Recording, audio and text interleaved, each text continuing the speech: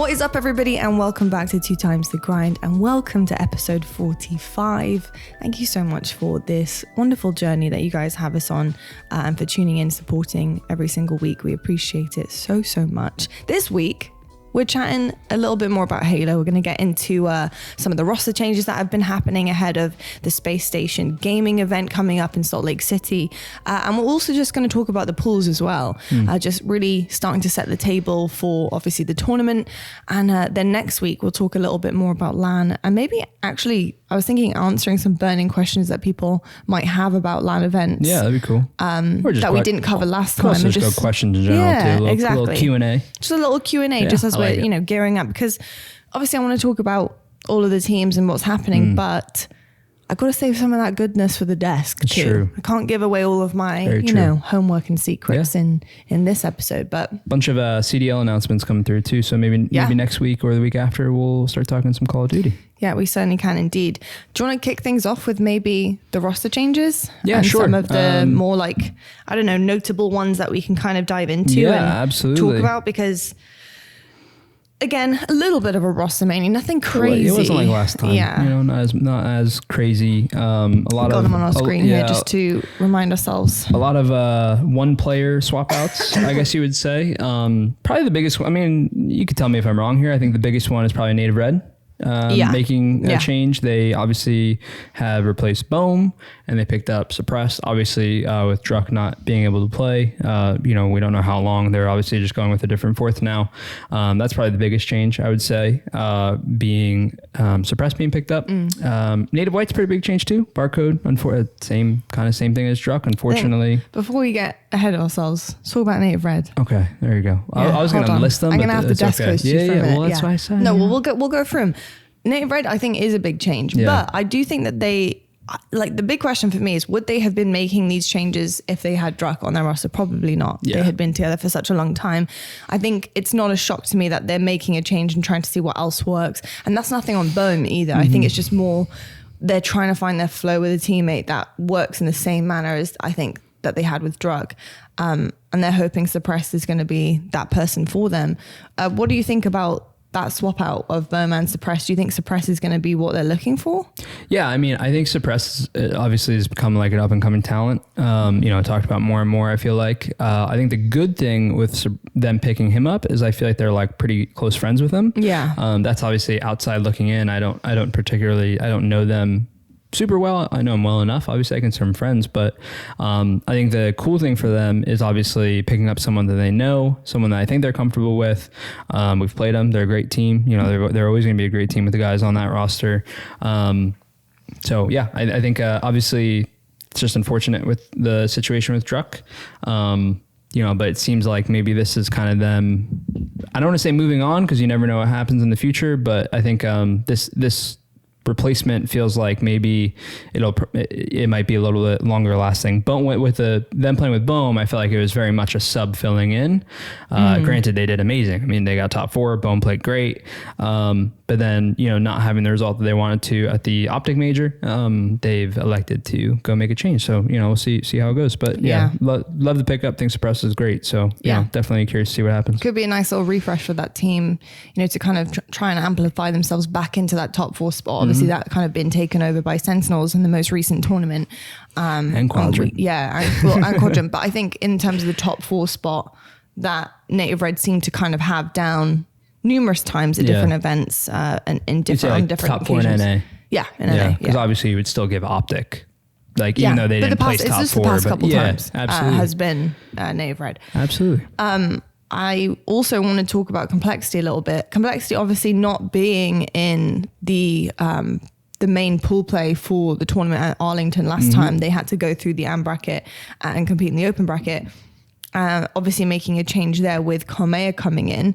What do you make of this squad? Because I think that when you look across this, like Gilkey, Kingnick, Tusk, like especially in Arlington, it's always surprising to see names like that having to go into the open bracket. And that's no shade to the open bracket. It's just strange to see it like it's almost like a bit of a backpedal because of points, you know, it's difficult. It's because they've become like household names in Halo. Yes. Those guys, like they're, you know, you expect to see them in pool play 100%. Yeah, so it's a bit strange, but what do you think of Cormea coming on? Because obviously Cormea, not so much of a household name, somebody who's up and coming. Yeah. I think he's previously played with King J and like all sorts of people who are trying to also then bound into the open bracket regularly. I can't speak. I have to get that one down before I get on camera. No, I can't do it. Say it. I think Can you you lost say it. No, now you're in my head. No, you have to say it. Go on. Regularly?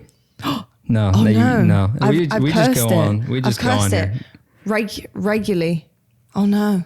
I don't know. I'm gonna have to figure that out. Skip it. Don't try saying that on the desk. Leave that out.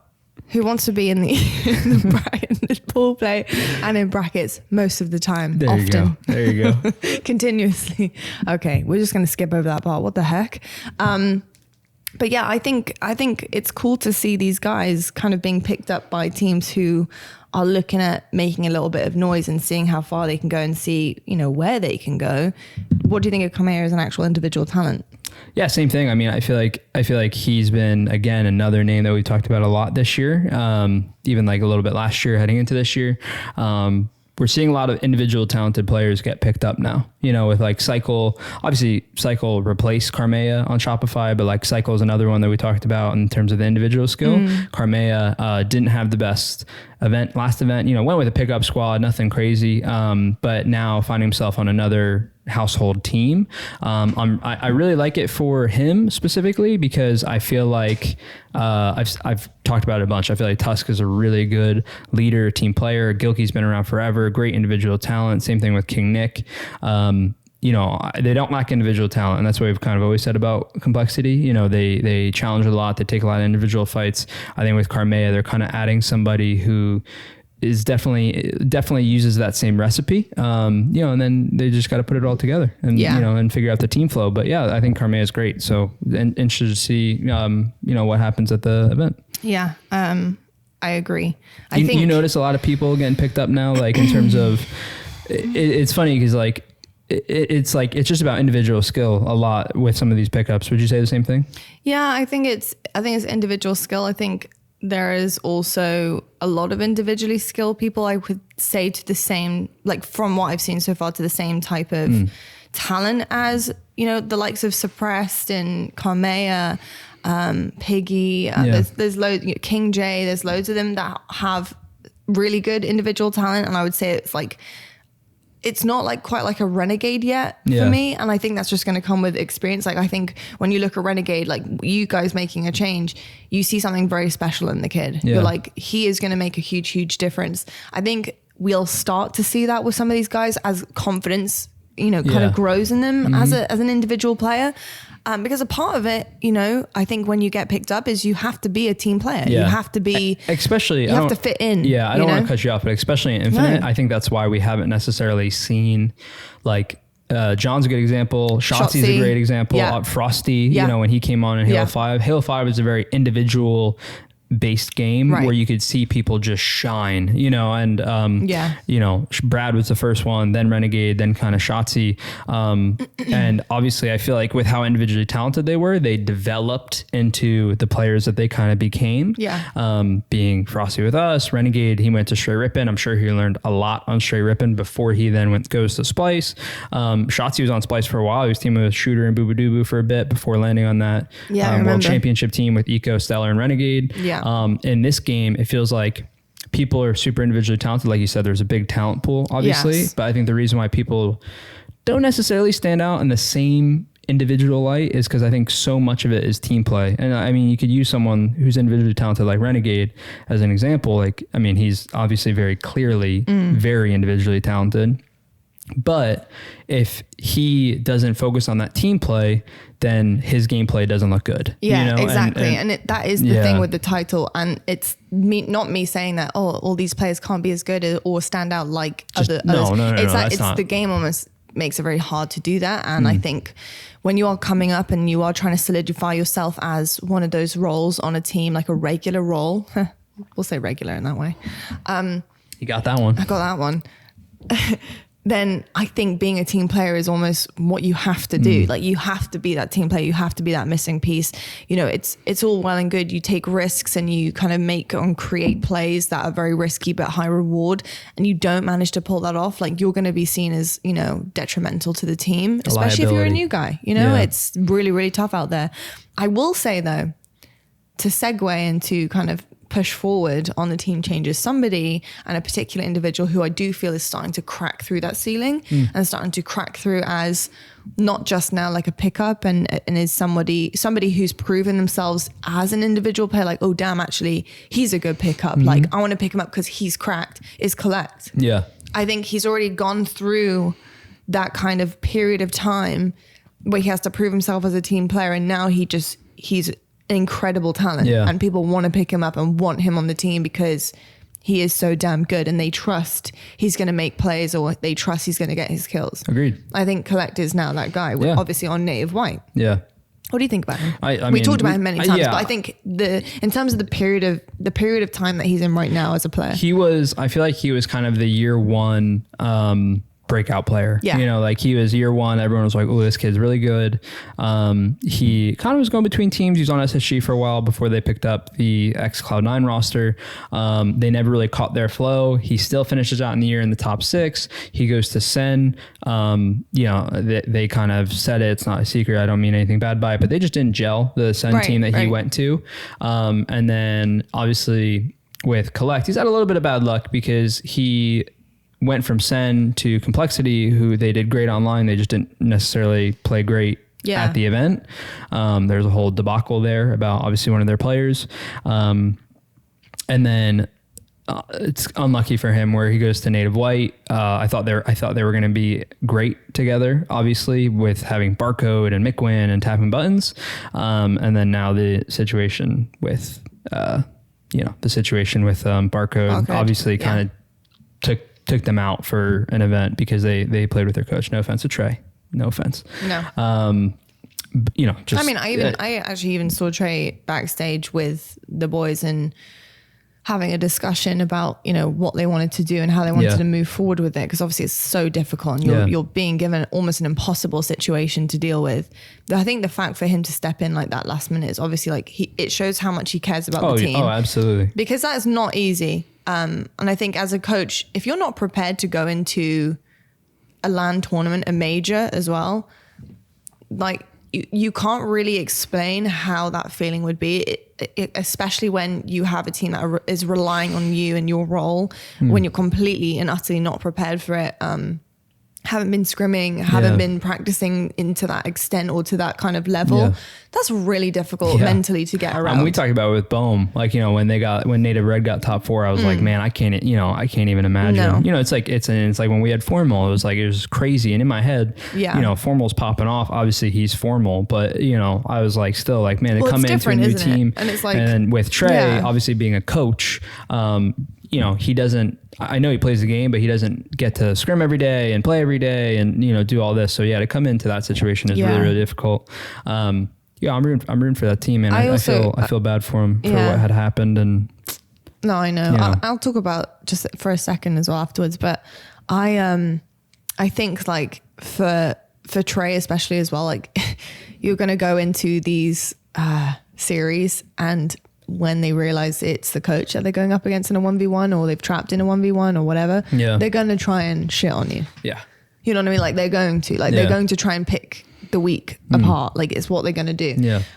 So that would have been extremely difficult and extremely tough, but I got to say, you know, a massive shout out to even doing that. And and not even like he can't hold his own. It's not even about that. It's just about not the preparation. Yeah. And to what you're saying, it's not like he like couldn't win a 1v1. Like he's not going to win one of his 1v1s, but like it's the thought of like kind of like you're saying, players are going to intentionally take that fight harder.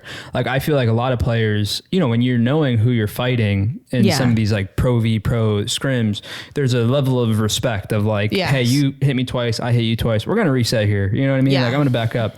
But some of the times, like some of the ridiculous challenges that you'll see someone like Renegade does, for example, he catches people off because he just he just goes so ham. You know? And they're like, wait, hold on, I did not expect you to do that. And sometimes, you know, sometimes that can be a good thing, and sometimes that could be a bad thing. But, you know, like you're saying, if you don't have those reps in, like I imagine that has to be a very overwhelming feeling. It 100%. Is definitely overwhelming. I think, you know, while we're on it as well with Barcode, you know, I'm just so sad for him. Yeah. I'm just so sad for the guy. Me too. I think Barcode for me is such an incredible part of the HCS. You know, he brings so much to the table. He's obviously an international player.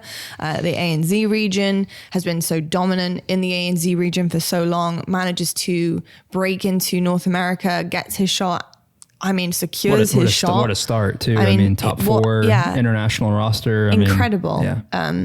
His performance was fantastic. He's been lights out, you know, doing everything that you need to do as a, you know, new North American player. Incredible. And it does break my heart that we don't see him competing at this event.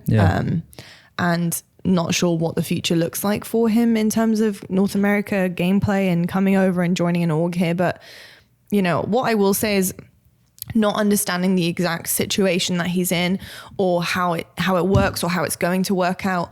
You know, if this goes anywhere, you know, just on the odd chance, I would say that any org that can secure him a home or can give him a chance and can do it so that, you know, he is safe and can compete in a safe environment, do it. Barcode is such a great talent. He's hardworking. The vibes are insane.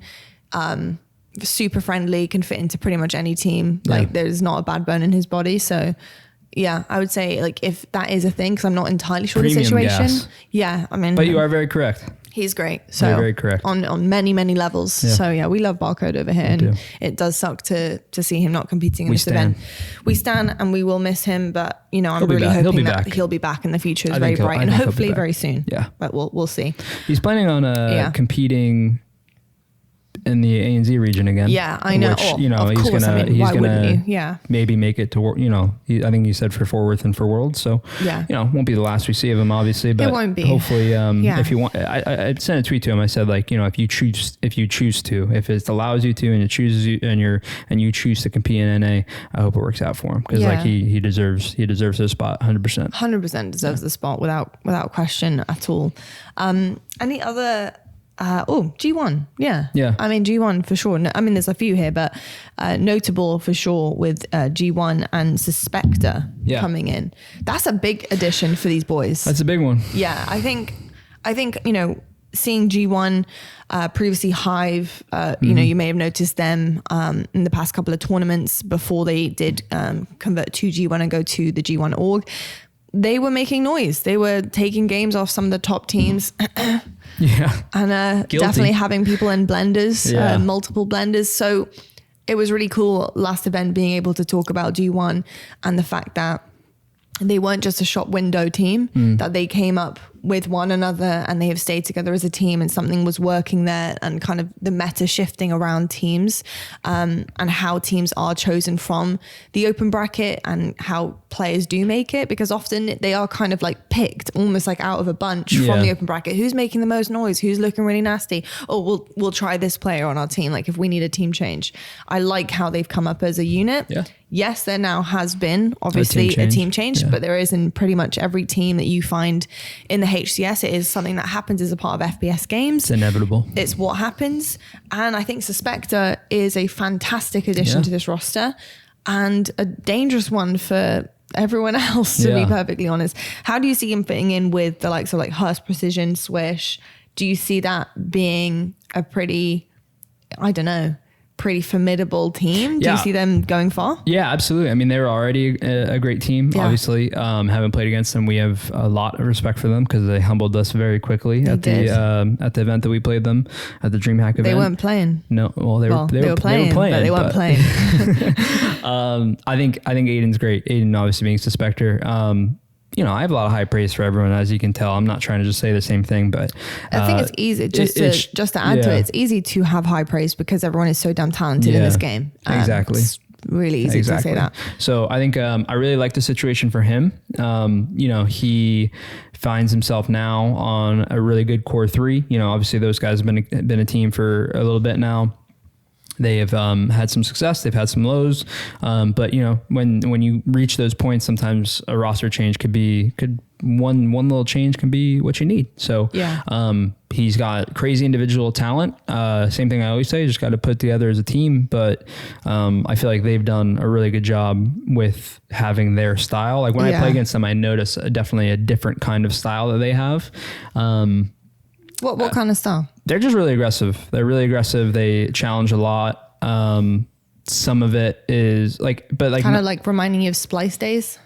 Yeah, like a little bit more like that. Yeah, for sure. Like but the thing is with them is like they win a lot of 1v1s because they're so individually talented, where like it's very easy to, you know, they're not in the, this is going to sound, I don't mean to sound harsh at all, so I apologize if I come across as rude, but like, you know, they're not in the top 3 and maybe you take the fight a little because you're like, harder. Yeah, you take the fight because you're like, oh, like I got this, but then like they're that team, like they're really good individually. They'll punish you. Yeah. So they have a little bit of a different style where I just feel like they'll hang with you a little bit more. Like they'll take it, you know? And not like other teams don't, but again, it's the same thing of like that team game and stuff like that. That can be a little bit different, but I think Suspector's a great pickup for him for sure. What do you think of it? I know we've always talked about Suspector being an awesome player. Yeah, I think Suspector is a fantastic player. I think there's been a couple of occasions where we've seen him shine and individually shine on teams, but the team just hasn't placed well and it hasn't worked out. Which is a shame because it's like when your player is actually getting the KD and getting the numbers and kind of doing what they need to do in terms of their role and it's not kind of working out. It just shows you actually it's a team dynamic problem, not potentially an individual skill problem from the rest of the team either. It just doesn't work. Yet to find a roster that really has worked out for him. Yeah. And he has seen growth with. And I think that's the biggest thing for a player is like, if you join a team, like for example, Suspector coming onto G1 right now, you don't expect these guys to go win the tournament. Sure, it's going to be one of their goals. It's going to be the highest of the goals going into the tournament. But really what I'm looking for is growth. I'm looking for this roster to be better than it was before. For, you know, individually Suspector coming onto this roster and joining to also be better than he was before, feel more comfortable. It's that growth. That's what it is for me. I don't necessarily expect them to go and win. I expect them to have a better placement and to see potential in the team. That's what I'm looking for. And I think for Suspector especially, I think that's also what he's looking for, something he hasn't quite had yet coming onto many different teams across the course of this season. So I'm hoping that he finds a home. And hopefully, I don't know what the friendship is like with these guys and what the friendship level is like. I'm not sure what their dynamic is, but hopefully the chemistry is there because chemistry actually makes a big difference. Make a huge difference to a team. Yeah. Yeah, I mean, I agree with everything you said. I think it's Infinite is a game that any team can win, obviously. But if you're a team, I'm not 100% sure what they placed last event. I think they were in the top 8 to top 12 region, if I'm not mistaken. I don't think they had the greatest event last tournament. I remember them losing a couple close ones. I think it was top 8. I think. Yeah, I think so as well. But it's like you said, like any team can win it. Obviously, we all know that. But the big thing when you make one of these changes is seeing that just. Like you said, the growth. I think it's a really good word. It's one of my buzzwords for this this tournament. I think that's great. I think it's spot on. Because honestly, that's like it's funny because that's what when we made our roster change, that's what I wanted to see. Like, I want to win every event. But if it didn't come straight away, it wasn't the end of the world. It's like you need to still have those. If it doesn't happen, you need to still have those takeaways. So it's not this massively negative thing. Look, I want to win. I think I want to win more than most. I'll say that. I'm a very competitive person, but you still have to, we talked about in one of the other episodes, you still have to have those positive takeaways that come with it. And for us, when we lost Charlotte, we didn't win. Yes. The big takeaway was, look, we're right there. Like, we can hang with these teams. A kill. We're losing game 5s. We're losing by a kill. We beat SSG, a team that had just kept knocking us down the year before. So like, okay, let's keep growing from this. Yeah. Obviously, it's grown to, we won back-to-back events, which is awesome. But, we got to keep going. Got a couple more events to go. And for a team like G1, I feel actually bad for Suspector because I feel like now he hasn't had a moment. Every tournament he's gone to, he's put up some really good stats. Yes. And it's a great thing and it's a bad thing because when your team isn't necessarily performing the best, people look at that as a negative. So like with him and G1, he had some great performances. I said it the second event, like they didn't live up to their potential because they could G1 with Boo Boo, Falcated, Suspector, and Sab. They literally could have won an event with how good they were, but they just didn't have the showing that they were hoping for, a top 6 and top 12. Their top 12 was unbelievably difficult. I mean, that was an insane bracket, but yeah, I'm excited. Like, long story short, I'm excited to see he's found himself a really good team, because it would just be weird if he didn't. I know it would be weird if he didn't, and it's really strange because I found myself in the same headspace, and I don't want to sound like a broken record and repeat it, but it just really is so crazy to see how good he is, how skilled he is, and watch that happen. Look at the stats. I know stats aren't everything, but you look at the stats, and his stats are great, like great. Yeah. And just not placing well, or just clearly it just doesn't, something's not right, something's not working. So I'm hoping, especially this late now into the season, that he does find somewhere that will give him that kind of opportunity and chance to shine even more so, but shine as a team as well. Because clearly the individual skill is speaking for itself. He's getting picked up by lots of teams to try and make something happen. We have so many good players on Halo. We do have many. There's so many. Scary. It's sickening how many we do. I think honestly, I say Halo. It's a thing across esports now in general. But I think it's a good thing, because imagine we only had like 2. I hate it. And everyone else was kind of dog shit. Imagine how boring that would be.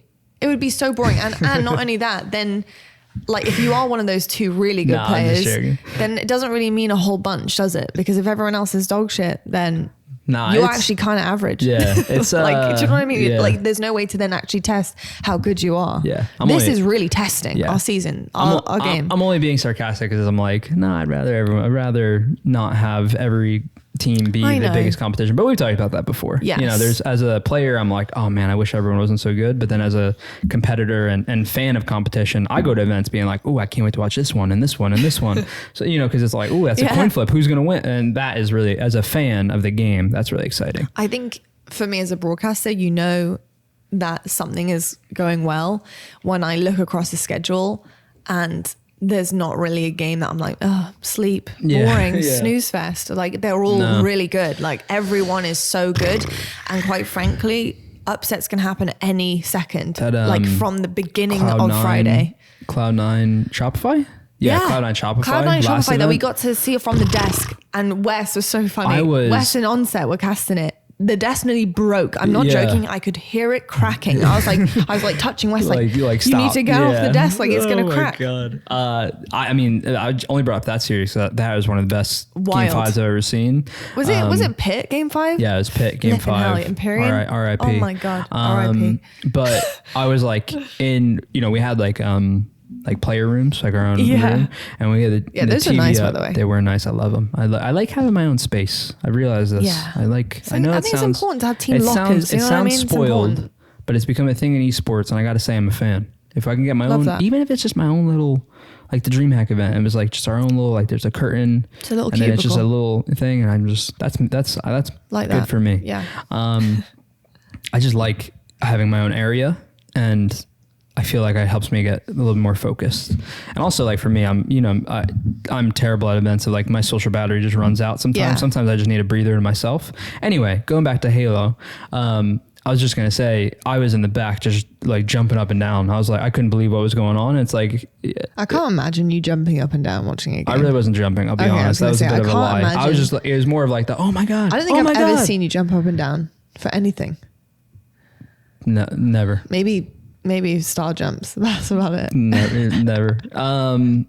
But it wasn't really an actual. I was being. Yeah. No, I know what you mean. Extreme. I know. But I was saying it though. You were like, whoa. I was saying it out loud, and that's how crazy you that were is. going, I'm jumping up and down. No. I'm mentally jumping up and down right now. This is crazy. You're imagine I actually still. Was like that. Imagine like I couldn't like do it, but I just like. Imagine you just sat there, just dead. Guys, I'm freaking out. This game is incredible. Yeah. And I was like, okay. Yeah. We were just getting hyped though. No, I know. To be fair, it was extremely hype. Talking about hype moments that I didn't catch and didn't see, but saw on the TL. What is going on with the drama between Suspector, speaking of, and Cratos? Did you see some of that? No, you didn't see some of that No. happening in the open bracket? Oh, in the open bracket? Yeah.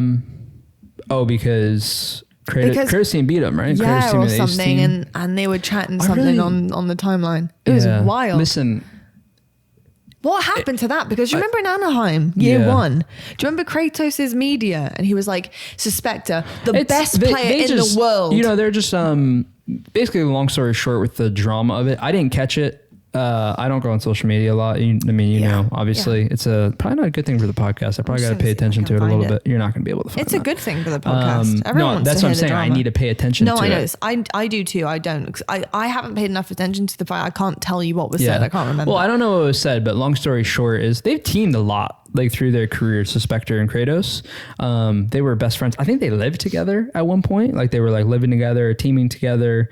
And then obviously they've just kind of gone their own way, gone their separate paths. And then they kind of team again, and then they go their own ways again. So that's kind of that's the long story short. Yeah, but why do they hate each other now? I don't know. They do. They do. I think it's more of like they're just chatting shit. I don't think I don't know if they hate each other. They do.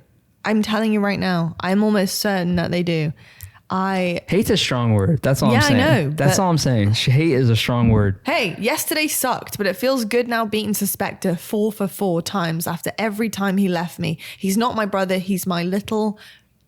Oh, wow. Okay, so that's point proven. Yeah, but that's like... And then it was someone's status. I don't know who it was, but the tweet was deleted by whoever.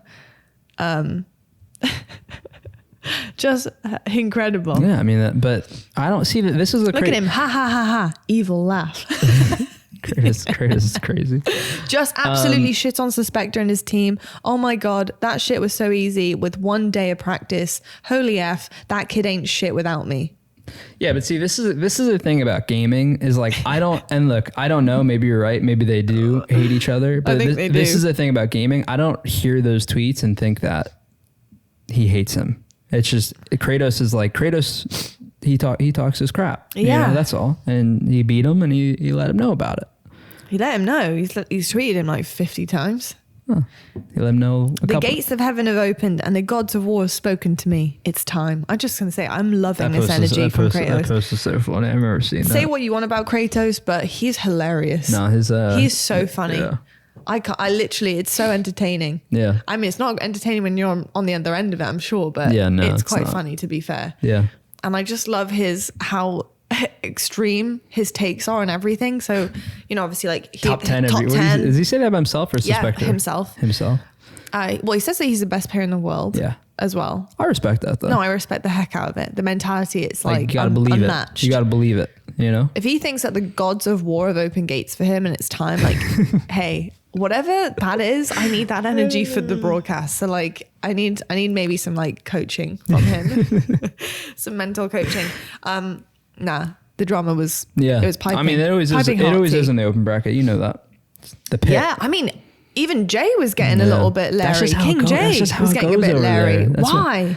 I don't know. The passion pit. It's called the That's what why. Is it? Is it because you're why. in such close proximity to each other? Is that why? Yeah, I think maybe. I think it's a combination of stuff. I think look, it's always been that way. Like the AM scene, you know, it's a battle. You know, and I think I don't necessarily know the reason why it's like that, but it's like I'm really not sure. You know, it's just this. It's called the passion pit for a reason, you know, and maybe it's something to do with the battle of you're trying to make it to the same. I don't know, but everyone's trying to win. But I don't know. It is a weird dynamic in there, isn't it? It's fun as hell. Don't get me wrong. I think it's awesome. It's not weird. It's not weird. But it's just like it's forever. strange how it just is only there rather than happening on main stage. And stuff it like used that. to be like that on main stage. Just pro gaming has gone a very different direction where everyone is friends and cool with each other, and so you don't want to step on toes, kind of thing. It used to be that way, you know, but not anymore.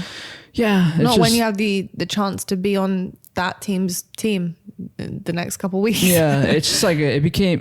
Yeah, I don't know. It's just been a thing in pro gaming that's kind of shifted quite a bit. I have a question. Because the same thing in Call of Duty. Yeah, that is true. Very same. Like the amateur scene is like they're on each other's case. They are, but the pros talk a little bit more crap for sure. They definitely still do. Yeah. They They definitely still Oh, do. 100%. But what I do feel like, just throwing a headphone around. Why are you spitting it? I don't know, because I'm just enjoying the conversation. I forget what we're that. doing. We're just like in my head at certain points, we're just having conversations. Yeah. Like, I'm just We gotta doing talk my about the normal pool stuff. soon. We haven't even talked about the pools yet. I know. But in COD, they do it a lot on the main stage still because they have young kind of talent coming up and they want to chirp a little bit. Like we're here for it because the drama is amazing. For example, Scrap. Yeah. Scrappy, Kismet, Draza. Yeah. Like not even Kismet. Kismet was more just like, hey, I'm just going to rebuttal because, I'm going to put him in his place. I don't think Kismet would go up there and actually start something on his own. It's it's more so like in rebuttal to something. However, I mean, what a way to put a stamp on the end of what you're going to say. Kismet, that is like legendary. That was like one of that was like iconic. I'll think about that forever. Like honestly, it was iconic. Like I'm not gonna lie. They got 3-0'd. Like they got 3-0'd like the day before Scrappy like talked crap and like Kismet just hopped on the mic and was like, I'm gonna make him regret saying that. Yeah, I'm gonna teach him a lesson. Like that is insane. And then they 5-0'd him. Like what and the hell? Kismet popped off. Yeah, I'm like what the hell is going on? Incredible. Man? Like, that's crazy. But what I will say, I think about the COD scene that's a little bit different from Halo is that they're able to, if there is a team change or whatever, they're able to squash it very quickly. Yeah. I think they do understand that it is all like in the name of the game and it's all, the Draza. entertainment part. Draza going to phase. Exactly. It's like you can, like it is squashed. I feel like a lot easier in COD than maybe it is in Halo. However, I was going to say something else and now I can't remember what I was going to say. Damn it. I'm not sure. Oh, it was before COD was mentioned. I'm not sure. The passion pit. The passion pit. Oh yeah, I had a question for you. Yeah. So when back in year 1, when you were in Raleigh and you had formal, obviously very annoying circumstances. Yeah. Bloody Royal 2. Yeah. And you had to go through the open bracket. Did you ever have anyone shouting at you guys across? Like, I know you guys wouldn't have been shouting, but did anyone do it to you? No. Not one team? No. It was never... No, I know, but like there wasn't like any moment where anybody tried to say anything. No. Not one time. No. Not that I can think of. I could be wrong. I'm locked in. I got my headphones in. I can imagine if that happened to you, you'd just be laughing. I've always kind of just been like, okay. I don't ever... You've got Larry before when you were younger. Got Larried? Larry. Larry means like you were doing, you were going a bit wild. I shoot some bodies and stuff like that. Yeah, but did you ever stand up and say anything? No, I'm too short. I'm too short to do that. Look, some people like you got someone like Wes, right? Wes is like 6'10", okay? He 6'10"? He stands up like he intimidates the other team, He ain't 6'10". Right? I'm just joking. I'm saying compared to me, he feels like he's 6'10". I know, true. I'm not a yeller either. Yeah, no, I know. Like I'm just not. So like I just can't picture myself standing up and like trying to say something. Yeah. I'm more of like I thought you told me back in the day you'd like said some things. You'd said some things. That was like at like a LAN or something. Like that's what I mean. But like I was like, we weren't at an event. Like no. That was like at a LAN that was like kind of friendly. Like a fun LAN. It was like a team. It was like a 4-team LAN. I remember like popping. How old were you? 15, 14. Okay. I remember like popping off and like saying some crap. Well, see, that's what I'm talking about. No, but like I'm not joking. At an event, like no, I couldn't. Yeah, you would never have done that. I'm too locked into. I just don't think I just don't have that voice. What kind of pop off was 14-year-old Snakebite dealing? I couldn't even. I blacked out. I couldn't even tell you. Blacked out. I got no clue. Is it bowl cut era or no? No. Or spikes? No, the spikes. I was like 11. We're way past that. I like the gel spikes where it still look wet.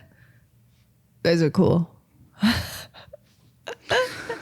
We've seen many iterations of gaming. Go through your eras, Oh, I went through some eras. Don't worry about that. I thought it was Avril Lavigne for like 2 years. I feel like I know I know who that is, but don't know who that is. Oh God. Like I know the song. I just can't picture. Skater Boy. I know the songs. I literally just said I know the songs. I just can't picture what she looks like. Complicated. Yeah. Everyone goes through it. Like I shot. Like my thing was like shooting bodies. Yeah. I'm more of like witty. Do you remember in COD like people used to draw smiley faces and stuff? That would have been me. That's like Matt. Matt like he shakes his head. Imagine Matt trying to like stand up. Matt doing that in game 1. Imagine Matt standing up. Right? Yeah. At like 5'2", okay? And trying to like say something to the other team. You couldn't see him. Same thing with me. I'm not roasting him because it's the same thing with me. I kind of love that though, because it's like your conscience then, isn't it? You know what I'm saying? No, I have no idea what you're saying. Like if I was too short and I stood up and my monitor was covering me, I'd be like, yo, this is your conscience speaking. Get What? What? You know what I mean? Because they can't see you, so they can only hear you. It's your conscience. Remember the video I showed you of the Seattle Surge coach? I was creeped out. I remember Locke comes in the kitchen one day. Yeah. Locke comes in the kitchen one day and I am dying laughing. And someone posted a thing from like, I assume it's the documentary that they had. And it's their coach talking to Pred. And he's like, slam these little, they're about to play phase. And he's like, slam these little midgets. I'm just like, dude, oh my God. I look at the comments and someone's like, proceeded to get 3 out or something like that. Oh God. Dude, that is wild talk. I don't know how people, Phoenix. I can't. What? Like the trash talk stuff. I just. Some people are built that way. That's no, what like it psychs fuels people up. Yeah, it fuels people. Me, I've just never been me. You know. I don't know what fuels me up. I guess like mine is like team energy. And I'm talking from like I'm not talking about competing. I'm talking from like a broadcast perspective. Yeah. But like when we're all like fist bumping and like let's do this team. Like so that sounds so ridiculous, but no, I mean, like we a get thing. all The hype and vibes. excited. Like that's what fuels me up. It's not necessarily like you're gonna absolutely kill this broadcast lot. Like Yeah, it's a team. Teabag this broadcast. What? Oh God, I know. I'm losing it. You need to stop throwing that headphone around. Sorry. It's picking up in the mic. Sorry, everyone. We should probably actually go through. I don't know. Let's go through these pools. We do need to go through the pools. We do actually have a couple more Team changes. to talk about as well, but not a lot of time. So Yeah, we're running out. I know. Just a couple of notable team changes though as well. Navi.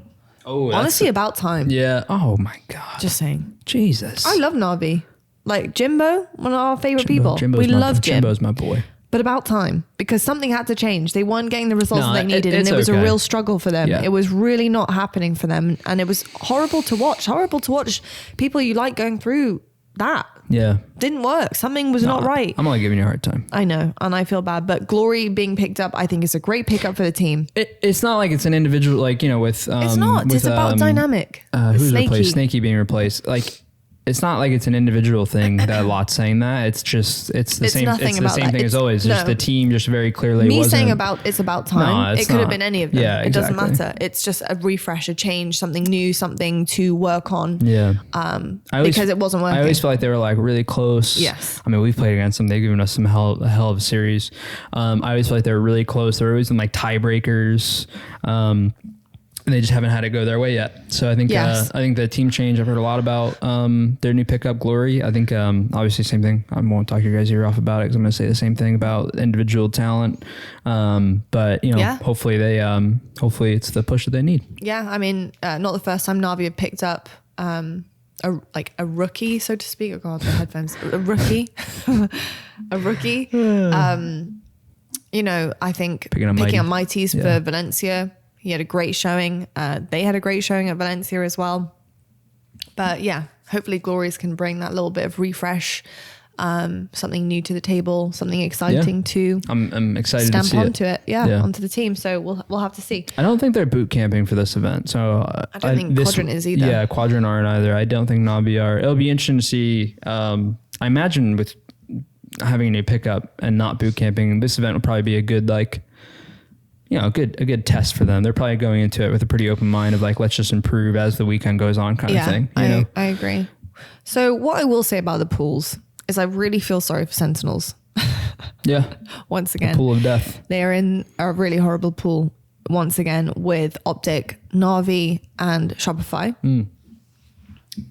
We haven't talked about Shopify too much, and I don't want to talk about Shopify too much just because I'm going to talk about them a lot on the broadcast at some point.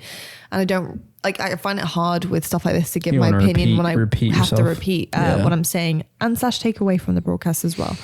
But Pool D is definitely a tough one. I would say that Pool B is looking pretty good for Space Station. I'm excited to see how Native Red tackle with their roster change, and that actually could be a little bit more of a pinch for Space Station than I think they were expecting, obviously previous to that roster change. So that could be an interesting one. I think for sure. Yeah, I think I look at it's the cliche of it. It's the cliche of Infinite, but I look at every single pool and every matchup. I'm just like, damn, that's gonna be tough. Because like you look at like Jay's team, obviously, big shout out to them qualifying. I know they're looking for an org right now. Hopefully they land on their feet and get themselves an org that they want to represent. I mean, they came through the bracket last event. They stayed together. They obviously have built the reps in. They're obviously in Pool B. Pool B. I mean, you know, like you can even reference them like playing against OpTic last event. They took a game from OpTic. I think they like lost a like 1-0 flag if I'm not mistaken too. Like really close games. And not to mention a great run in the qualifier as well. I mean, taking down Shopify. That's what I'm saying. Like it's coming second. Was it second that they came? Yeah, they lost in the finals. That's incredible. Yeah. And that's what I'm saying. Like I think SSG, we'll probably talk a little more about pools and maybe some expectations, but Native Red are gonna be tough. JC, you know, like every pool I look at, G1 are in our pool. Jesus Christ, like get them away from me. They're gonna be difficult. We got Complexity, Mindfree, you know. Pool C, Cloud9 played great last event. You got Native White with Bone. You know, Cloud9 played great last event. Yeah, you're right. And then they're with Quadrant. That's what I'm saying. It's like every matchup I look at, I do think Pool D is the pool of death. Yes. Don't get it twisted. No. But regardless, you know, with how high caliber all these teams are, they're going to be some really great matchups. Yeah, I couldn't agree more. How are you feeling about your pool?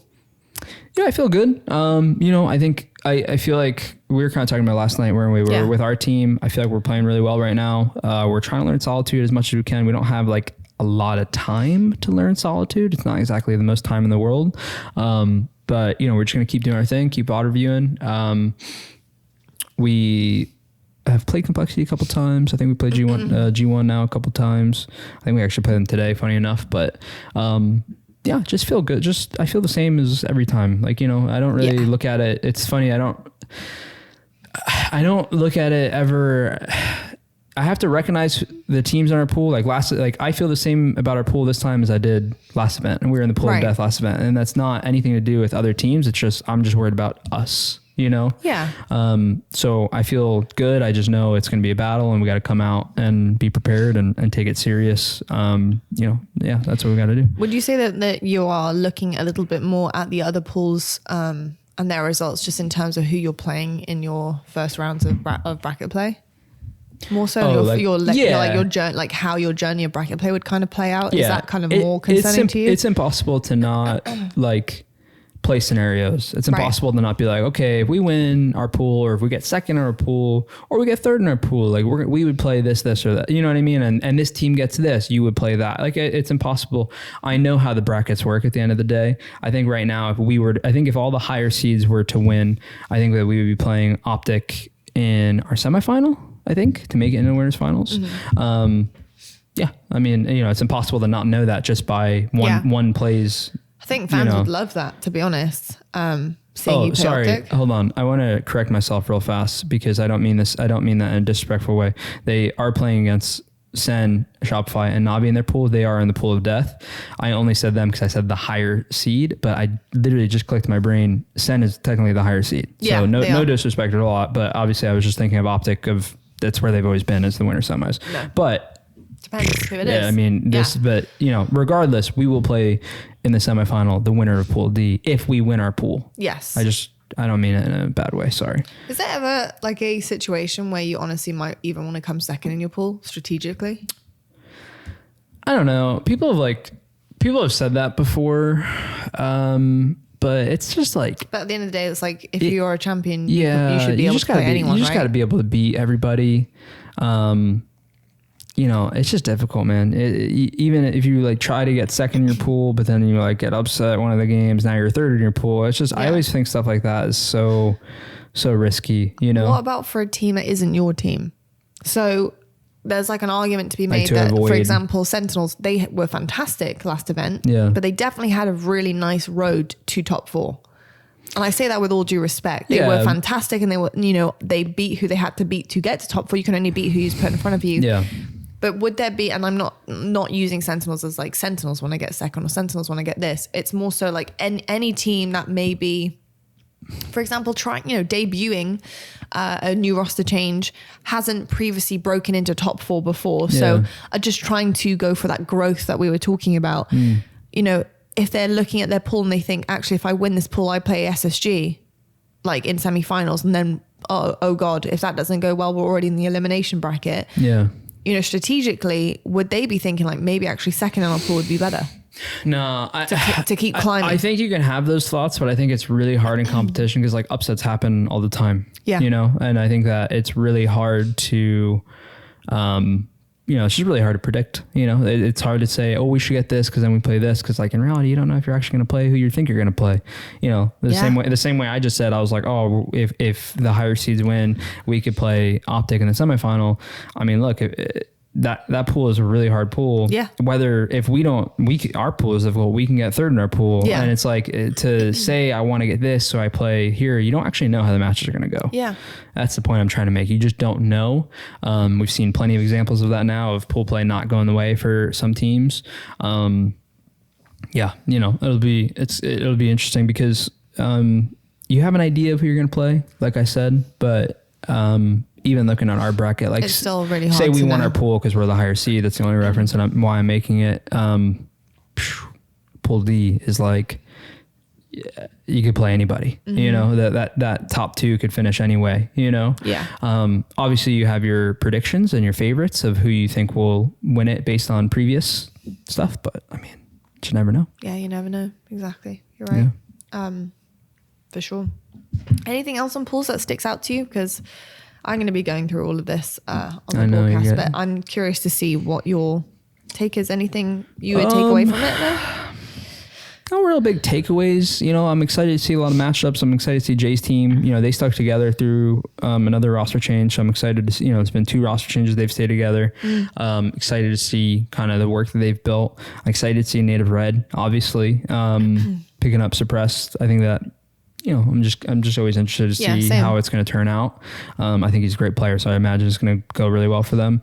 Other than that, I mean, C9, see if they, you know, I think Shopify is going to have a bounce back. Don't think their placement really showed how good they actually are last event. Do you think they're going to have a bounce back considering their qualifier result? They're in a tough pool, so it's hard to 100% say. But they got the talent, they got the skill. We played them before last event. They were playing Unreal before last event. I know that they didn't have the best qualifier, but online Infinite right now is not the best. Yeah, we're having a little bit of server. We've already had server issues. We already know that, but this is like another level of server issues. Yes. So. With the qualifier stuff, I'm just not going to look too much into it. They had a scrim yesterday. Not that scrims really make that much of a difference, but they had a great scrim against SSG yesterday. So it's like one day you do this, the next day you do that. It's always going to be just who shows up to the event and performs the best. So I say they're going to have a bounce back. They do have a very tough road because of their pool. But I just don't think I say it all the time about a lot of teams. It's like when you hear a placement that a team got, you're like, they're so good. Like that doesn't make sense. But every team's so good that it kind of goes that way. Very true. You know? Yeah. I think we're gonna have to wrap it up there. Yeah. Because I think we're just about out of time. And NAVI. Yeah, I'm excited to see NAVI too. Me too. I'm excited to see pretty much everyone. Apparently Pool D is a good pool to and because I'm excited to watch Sen too. They played great last event. Yeah, I'm very excited to watch Sen. I want to see where they are at. I love the new Sen. I just think they're complementing each other so well. Like seeing Spartan last event, really, I feel like he was back in his form. TJ was playing, you know, we've talked about him before, so I won't say too much because obviously we're trying to wrap up, but I just thought you would say the same thing, right? You could see all of them were playing themselves. They had great teamwork. Some of the grapple flag runs they were making, like the fact that they're just going to be building off of that. I'm excited. I think 3 of the 4 of them winning an event together is already a really big confidence booster. And then you just add lethal to that mix. And you're like, well, it's a recipe for success. Yeah, literally. Exactly. Yeah. So I'm really excited. I think you guys should be as well if you are going to be tuning in to the tournament the entire weekend. The SSG Salt Lake City in Utah are going to be absolutely incredible. So make sure you guys are tuning in. We do have one episode coming your way before we do go off and jet off to that event. And I think honestly, we're just going to be taking Q&A questions, things that you guys really want to know ahead of the event or have been, you know, having a burning desire for the past weeks to ask us. Then you can let us know. We'll be putting out something on Twitter. So stay tuned on the social media to find out when you guys can actually ask your questions. Yeah, the more questions, the better for us. And we'll be answering as many as we possibly can. But yeah, that is going to do it for the episode today. Thank you so much for tuning in. You guys are amazing. No coffee. Next week we're going to have coffee for you guys. And we're going to be trying some We've been scrambling. Coffee. We have been scrambling. Also, a massive shout out to our new editor as well, Fern. We got Fern. Shout out Fern. We love Fern so much. So Fern has agreed to come on and help us out on the channel. Make sure you go and have a look at his page. All of his details are down below in the description. So go drop a follow, a subscribe, a like, anything on his content and his pages. We love Fern. So thank you so much, Fern, for joining the 2 Times the Grind team. This journey. And thank you guys so much for watching episode 45. We'll catch you next week. And as always, stay on the grind.